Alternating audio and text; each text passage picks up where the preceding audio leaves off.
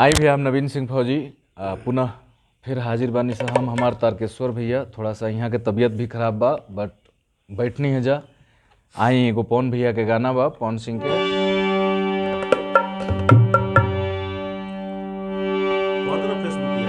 हमरे खातिर तोहरा के दुनिया में भेजवले बाड़े हैं, हमरे खातिर तोहरा के बड़ा पसंदीदा गाना है मेरा। दुनिया में भेजवले बाड़े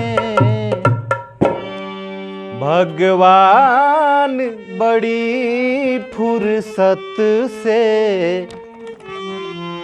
तोहरा के बनौले बाड़े। भगवान बड़ी फुर्सत से तोहरा के बनौले बाड़े। हमरे खातिर तोहरा के दुनिया में भेजवले बाड़े, हमरे खातिर तोहरा के दुनिया में भेजवले बाड़े। भगवान बड़ी फुर्सत से तोहरा के बनौले बाड़े। भगवान बड़ी फुर्सत से तोहरा के बनौले बाड़े।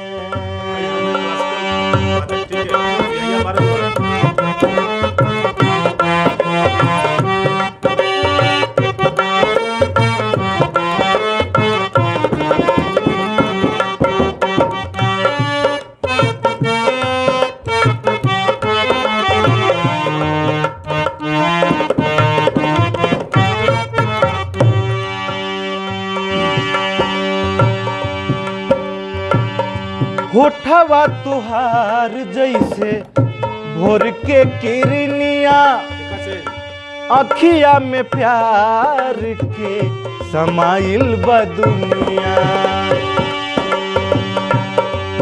हो होठवा तुहार जैसे भोर के किरनिया, अखिया में प्यार के समाइल बा दुनिया। हुस्न के जादू अदा के मंत्र तोह पे चलवले बाड़े। हुस्न के जादू अदा के मंत्र तोह पे चलवले बाड़े। भगवान बड़ी फुर्सत से तोहरा के बनौले बाड़े। भगवान बड़ी फुर्सत से तोहरा के बनौले बाड़े।